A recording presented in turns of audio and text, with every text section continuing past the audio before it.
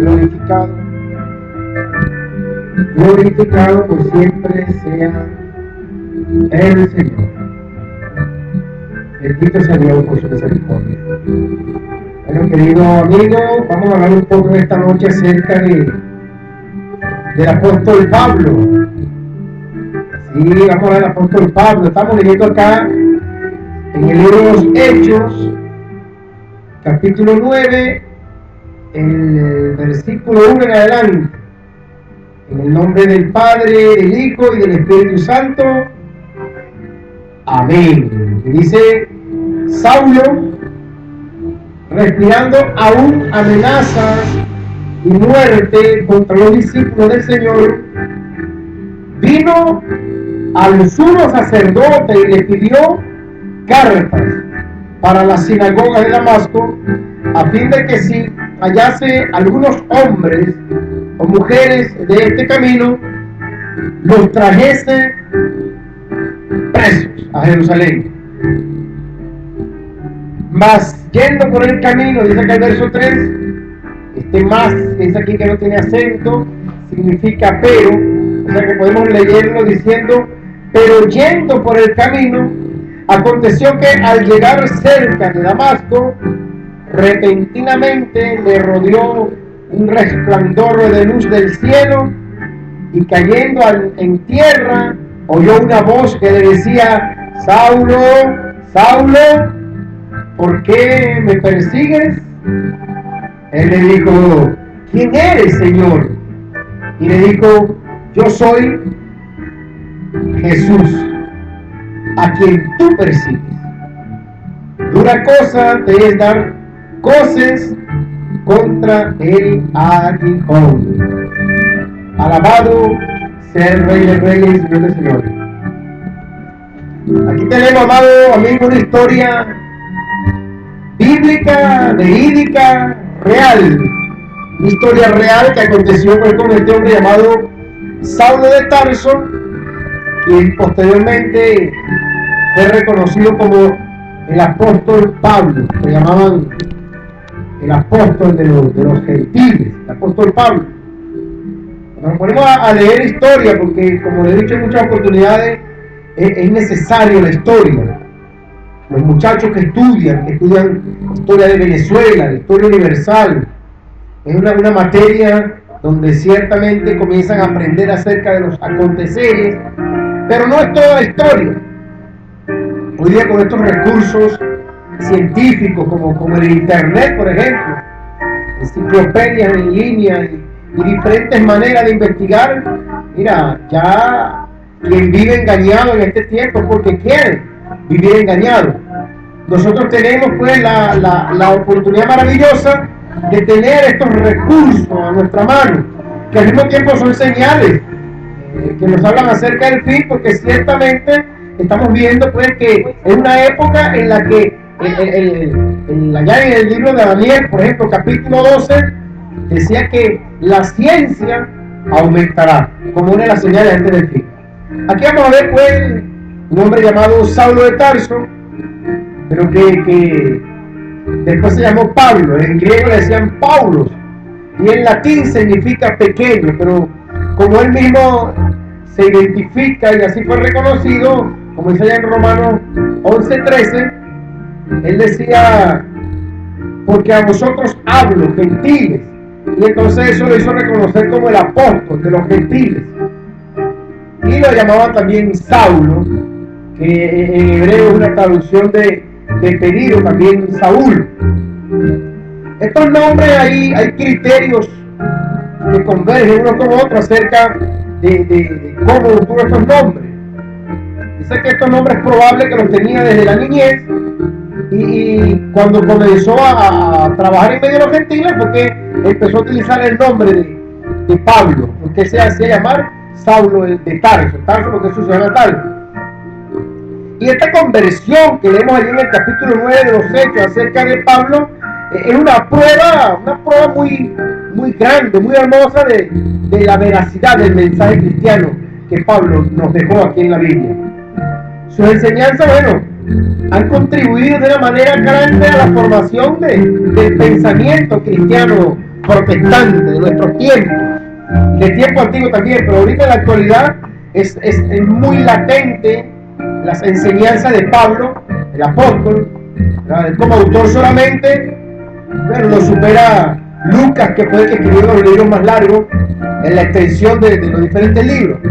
Estamos hablando de un hombre, querido amigo, Pablo, el apóstol Pablo, que él fundó iglesias en Asia Menor, en Macedonia y en Grecia, que estuvo también, y estuvo ministrando la palabra en Roma. Se cree que también viajó hasta España predicando el evangelio.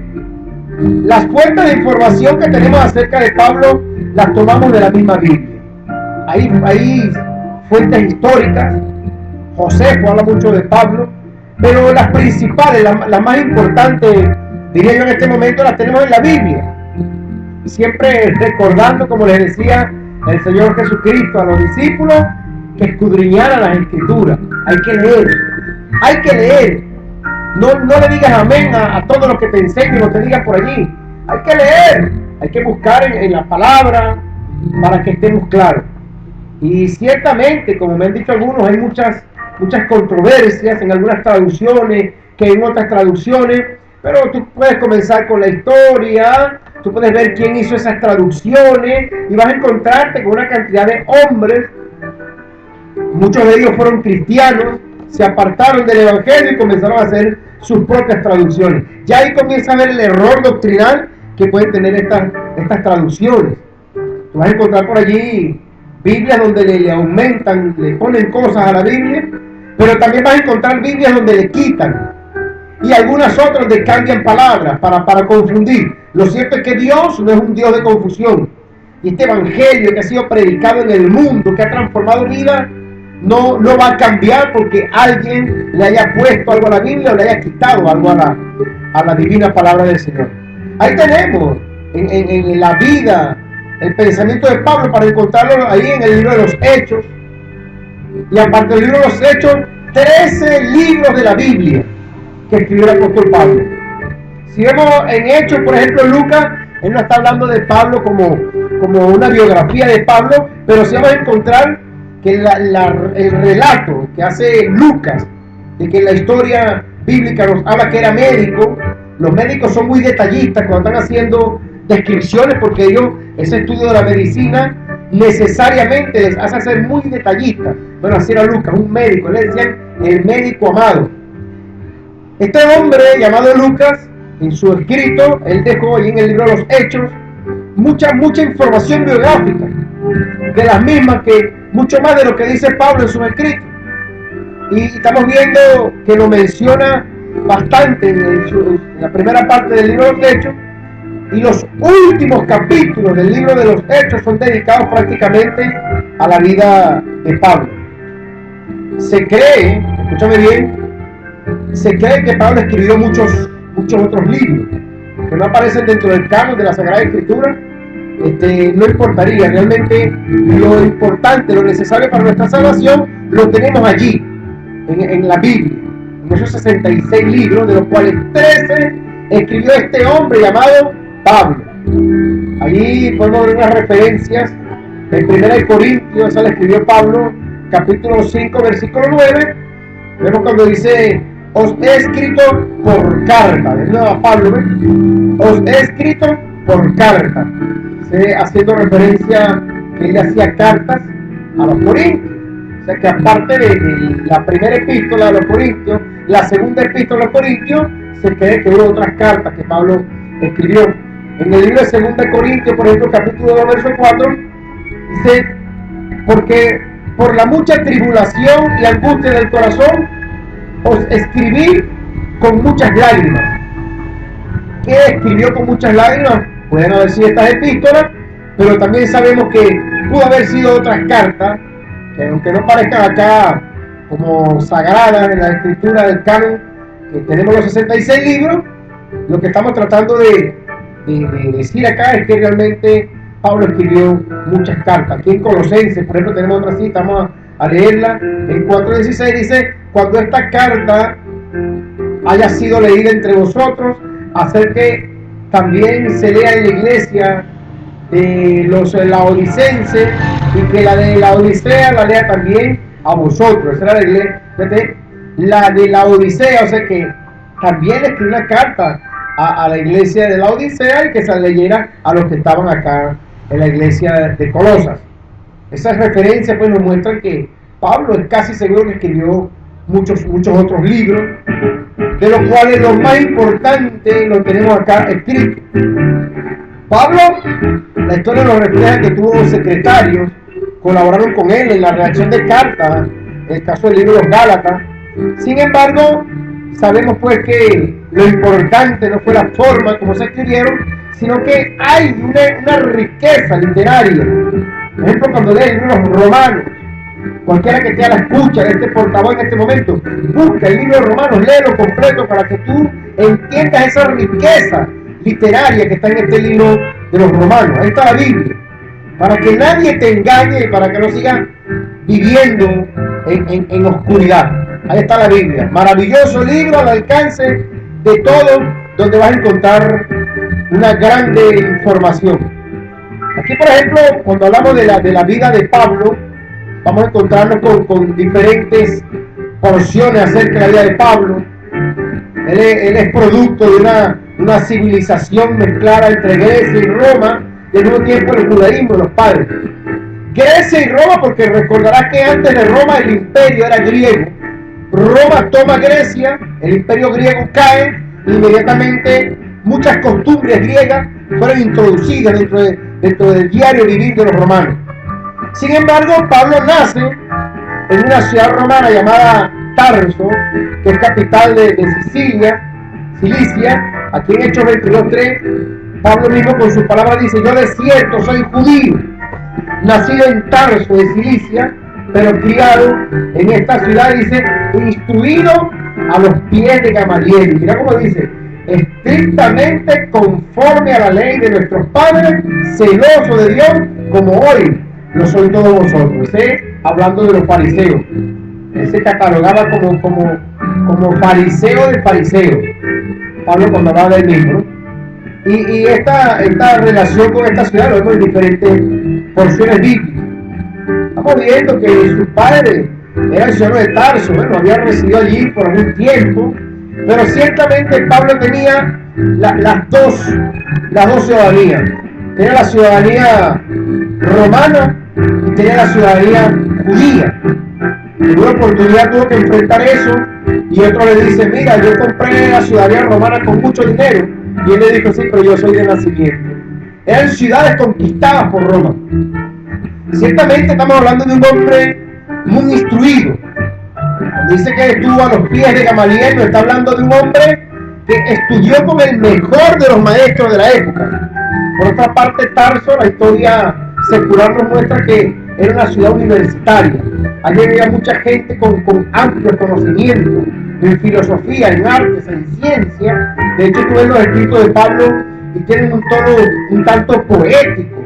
Bueno, porque Pablo se crió en ese ambiente de Grecia, greco-romano, Grecia unido con Roma, y fue instruido a los pies de este hombre llamado Gamaliel. Aparte de esto, Pablo era conocedor de leyes, de idiomas. Pablo conocía de letras. Pablo tenía para enseñar muchas cosas, y su posición era tal que leemos ahí al comienzo del capítulo 9 de los Hechos, cuando dice que Pablo, él le pidió cartas al sumo sacerdote. Esa forma de poderle llegar al sumo sacerdote. Era un hombre no solamente con autoridad, sino con mucha influencia.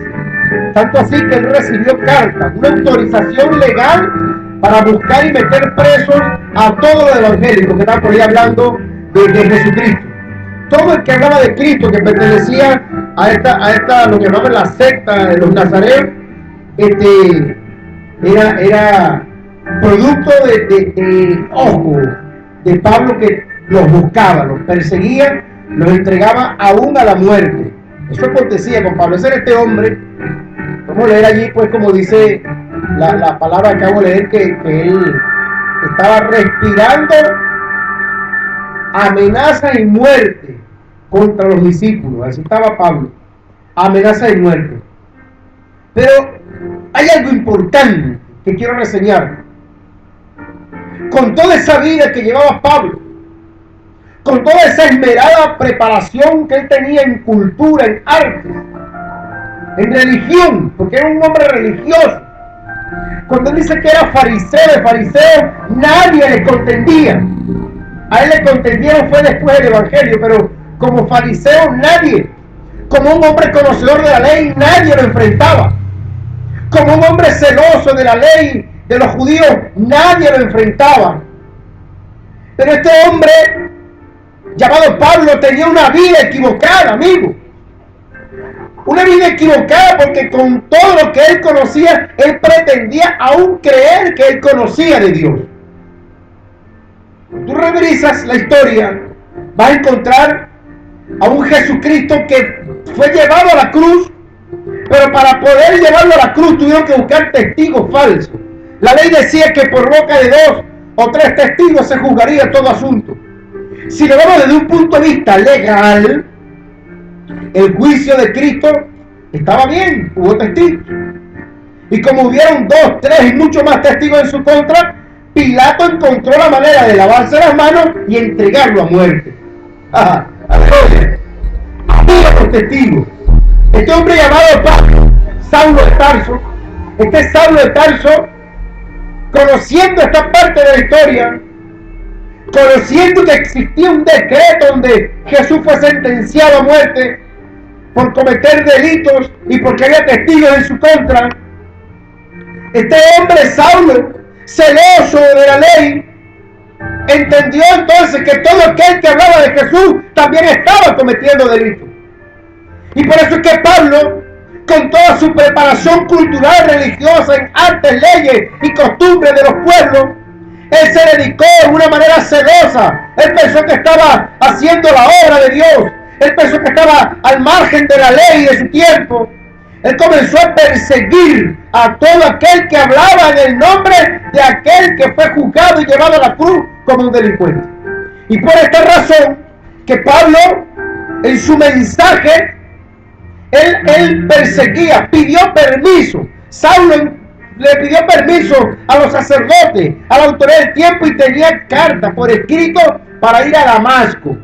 Y de Damasco a todas las ciudades circunvecinas para meter en las cárceles y, si es posible, para llevar hasta la muerte a todo aquel que estuviera hablando bien en el nombre de Jesús. ¿Qué te parece? Pero a él le faltaba una experiencia.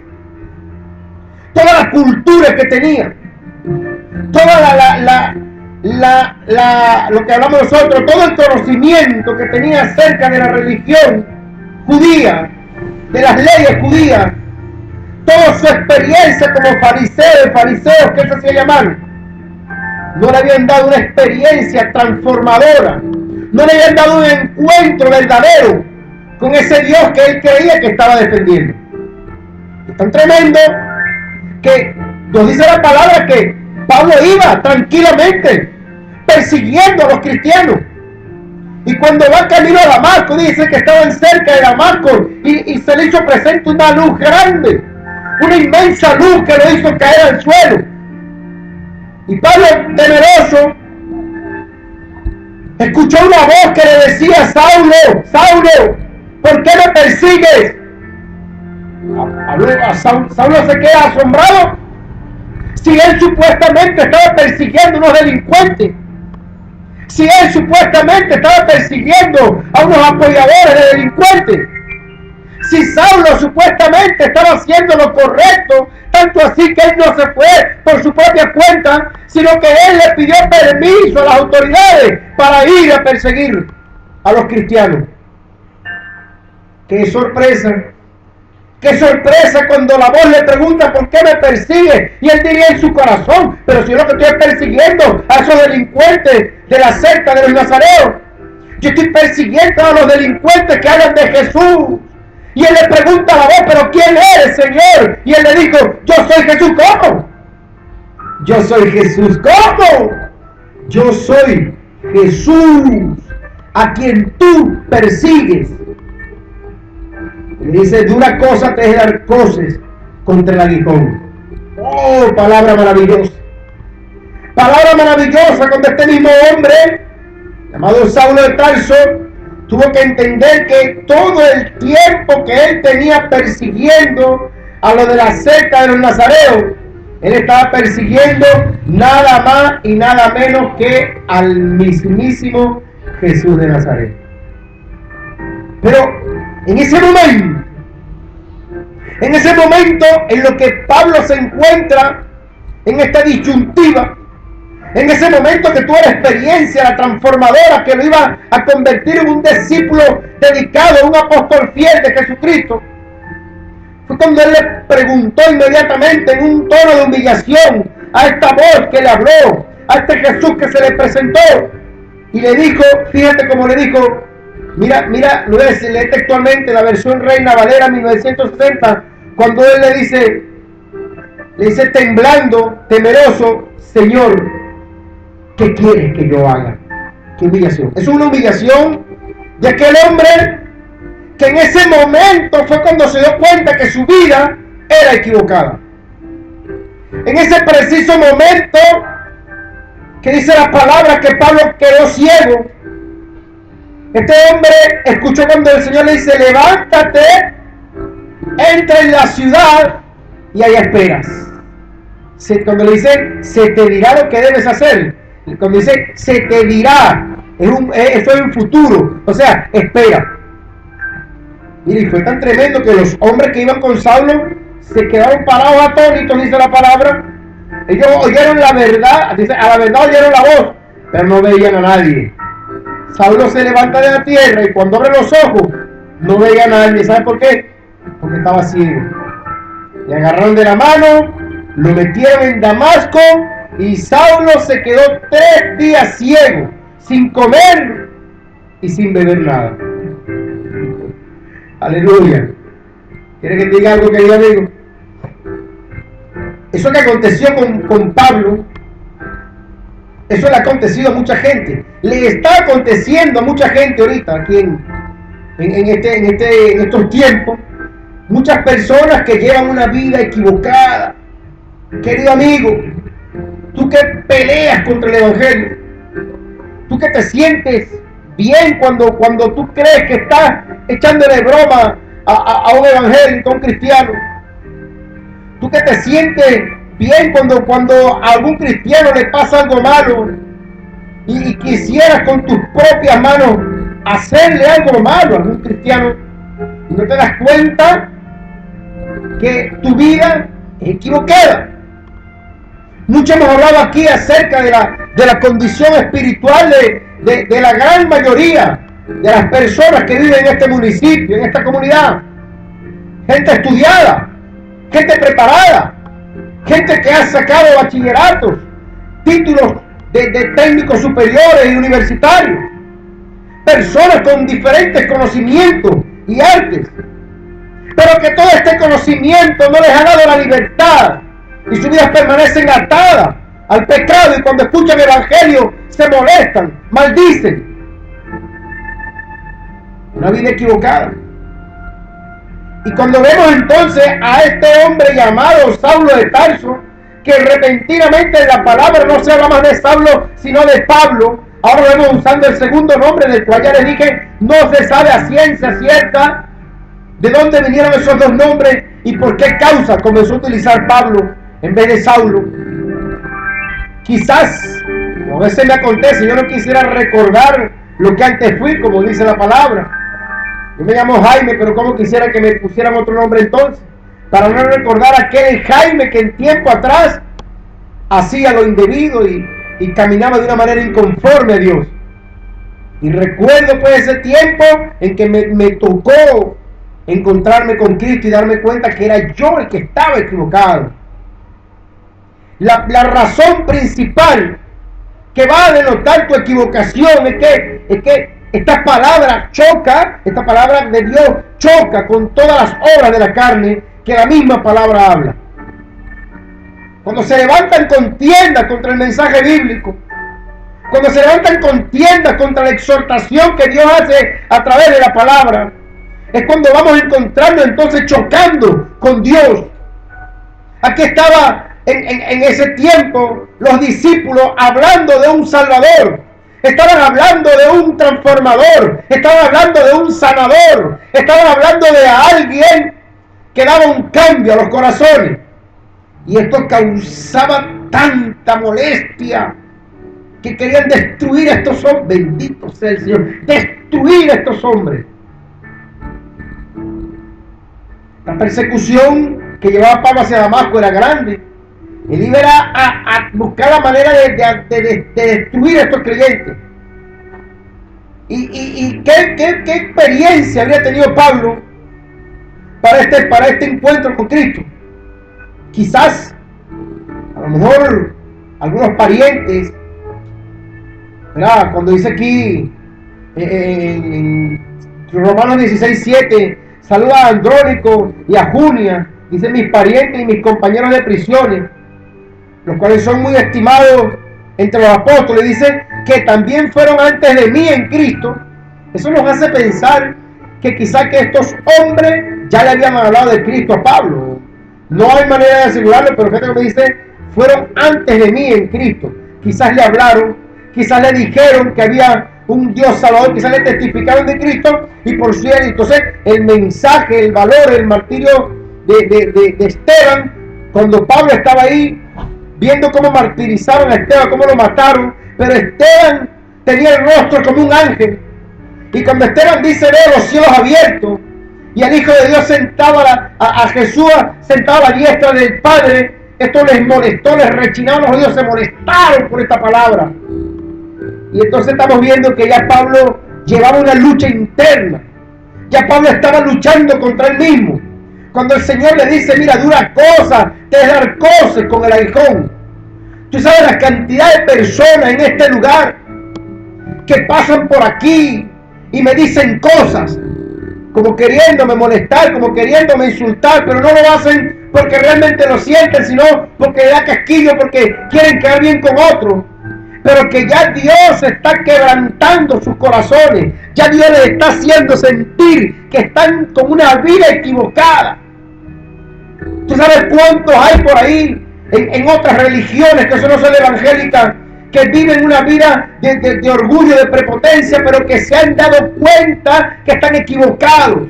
Se han dado cuenta que la religión que han profesado por tiempo no es la que realmente les acerca a Dios. Su vida es de angustia, su vida es de problemas, su vida es de tristeza y de aflicción. Y aunque ponen la apariencia con ropas bonitas y caminan arriba y abajo, realmente están necesitados de una experiencia transformadora como la que tuvo Pablo, que era fariseo de fariseos, pero no había tenido un encuentro con Dios. Y así hay muchas religiones, mucho conocimiento, mucha filosofía, pero no hay una experiencia personal con Dios. Pablo tenía esta lucha interna. Había un problema en su corazón. Había un problema de dudas. Algo en su corazón le hacía chocar con toda la enseñanza, la cultura y las leyes que él estaba presuntamente defendiendo. Tuvo que llegar Jesús de la manera, al menos Pablo quedó ciego y después recibió la vista. Pero más de ahí, por ahí hay muchos que han quedado paralíticos y todavía no han podido caminar. ¿Cuántos hay por ahí que han tenido problemas de muerte en sus familiares? ¿Cuántos hay que han tenido problemas de desempleo? ¿Cuántos hay que han chocado de múltiples formas con Cristo Jesús? Y aún no quieren hacer como Pablo, que dijo, Señor, ¿qué quieres que yo haga? Mira, cuando Pablo dijo, Señor, ¿qué quieres que yo haga? En ese momento su corazón se llenó de luz. Y aunque estuvo ciego, eso no le importó, él caminó hacia abajo, pero iba tranquilo. En el camino se quedó el orgullo, en el camino se quedó el odio, en el camino se quedó todo eso que le había hecho sufrir por años. Y dice la palabra que después que pasó algunos días allá encerrado, 3 días pasó encerrado sin comer y sin beber, 3 días de ayuno ciego esperando. Tuvo una visión que iban a venir a sanarlo y esperó. Se presentó a Ananías, recibió el milagro. Oh, maravillosa palabra. Cuando dice ya en Hechos 9:20, que inmediatamente, dice, enseguida predicaba en la sinagoga. Y se esforzaba más y más para demostrar con las escrituras que Jesús era el Cristo. Aquel Jesús que él tanto negó era el Cristo. Aquel Jesús por el cual él vio morir a muchos y él mismo los entregó a la muerte era el Cristo que él, sin saberlo, estaba persiguiendo. Ay, amigo, ay, amigo. Yo no sé cuál es tu contienda.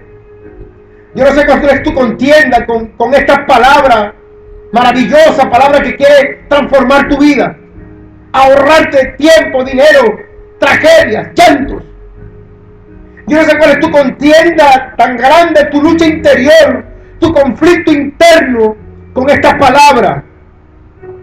Una palabra que la vas a encontrar allí en la Biblia, y la lees, la vuelves a leer y continúa el conflicto.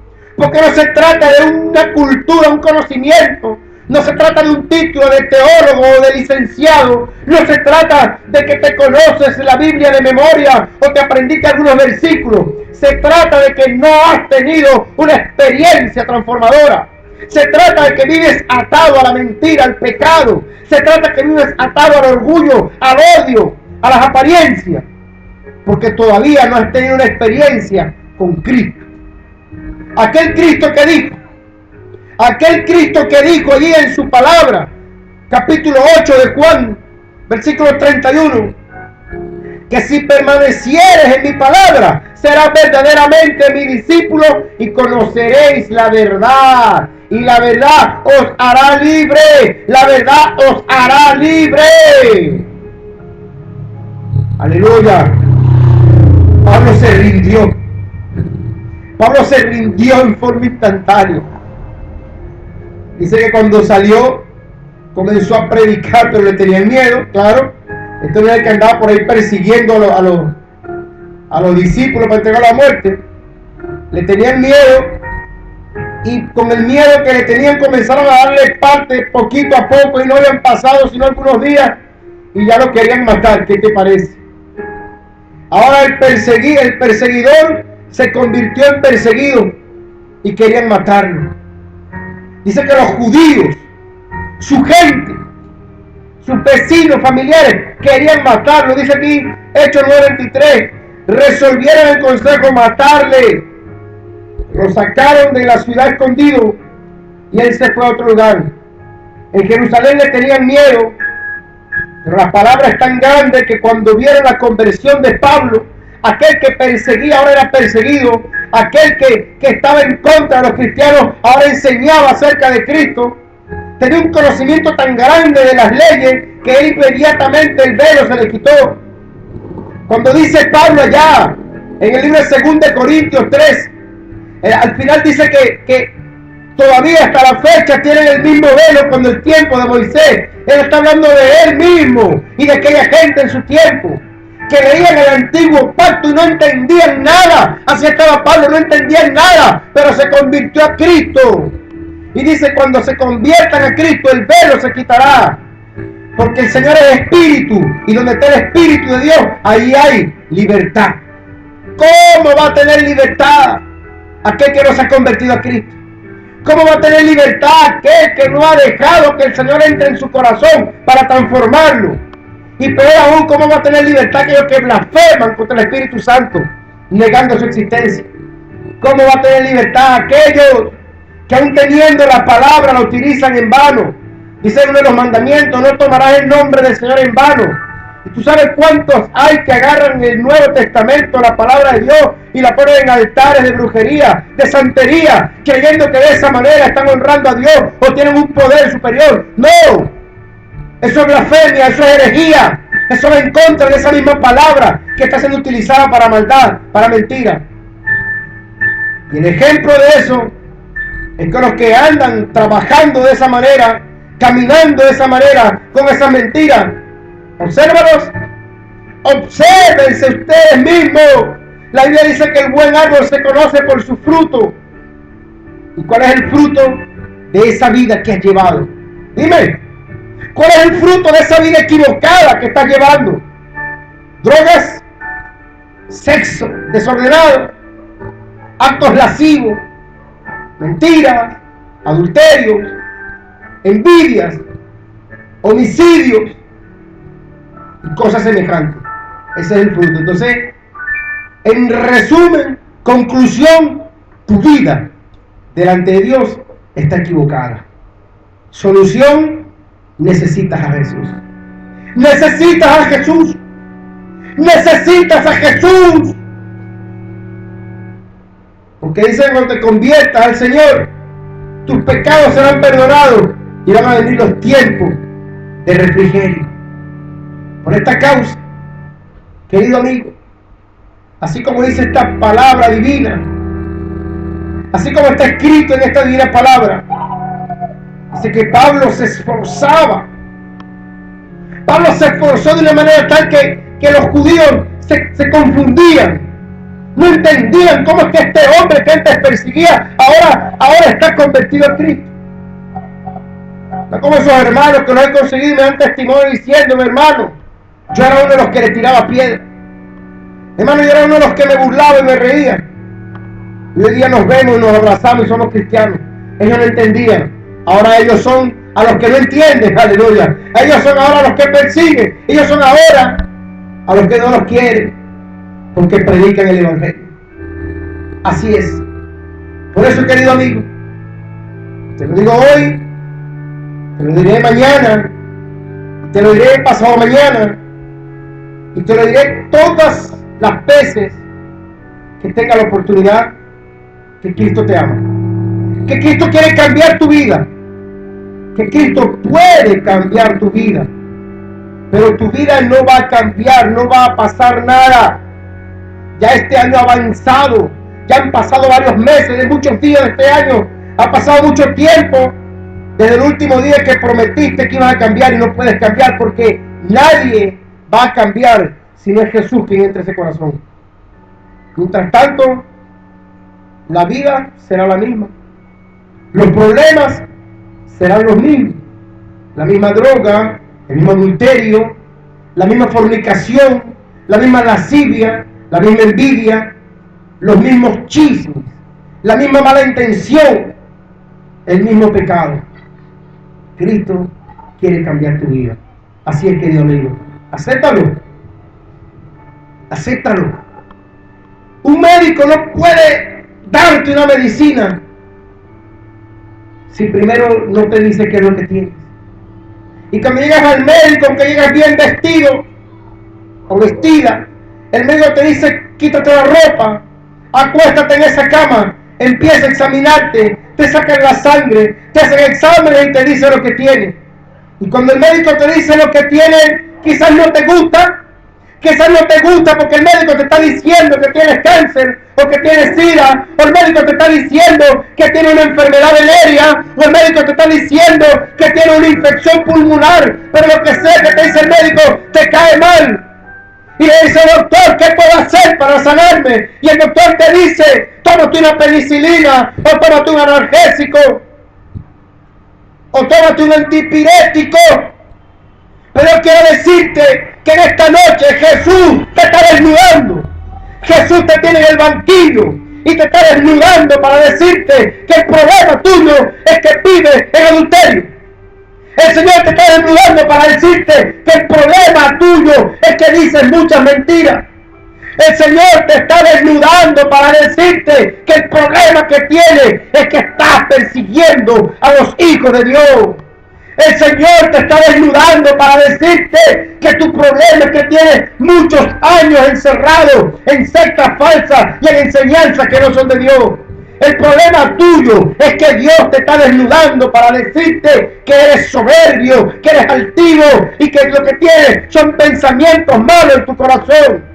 El Señor te desnudó a través de su palabra para decirte que Cristo es tu solución, Cristo es tu medicina, Cristo es tu salvación. Cristo se convertirá en la paz de tu hogar. Cristo se va a convertir en la estabilidad de tu trabajo. Cristo se va a convertir en la fortaleza de tus hijos y en la restauración de tu vida completa. Para que ya no andes más en tinieblas, sino en la luz de Cristo. Esa es la realidad. Aquel que dijo que Él no vino hacia los sanos. Él vino fue precisamente para los enfermos. Y nuestra comunidad está enferma.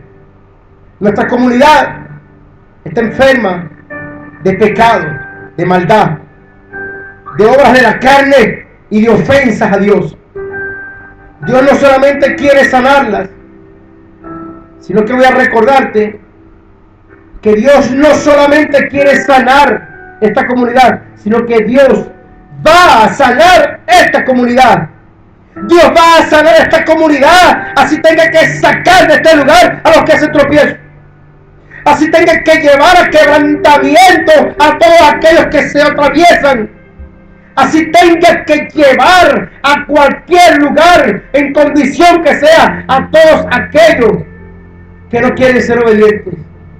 Pero el amor de Dios implica que Él va a sanar esta comunidad. Por eso, esta noche no me resta más que decirte por ahora que Cristo quiere cambiar tu vida. Y si hay